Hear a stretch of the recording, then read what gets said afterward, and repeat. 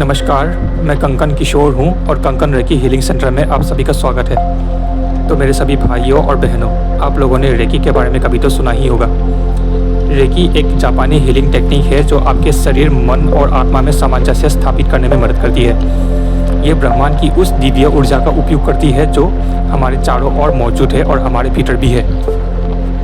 Recce के माध्यम से हम उस ऊर्जा को सक्रिय करते हैं जो आपके अंदर अवरुद्ध हो गई है, जिसे आप तनाव, चिंता और नकारात्मक भावनाओं से मुक्त हो सकते हैं। ये आपके शरीर के प्राकृतिक उपचार क्षमता को भी बढ़ावा देता है और आपको अधिक शांति और संतुलन का अनुभव कराता है। अगर आप अपने जीवन में सकारात्मक बदलाव लाना चाहते हैं तो रेकी हीलिंग आपके लिए एक ट्रांसफॉर्मेटिव यात्रा हो सकती है।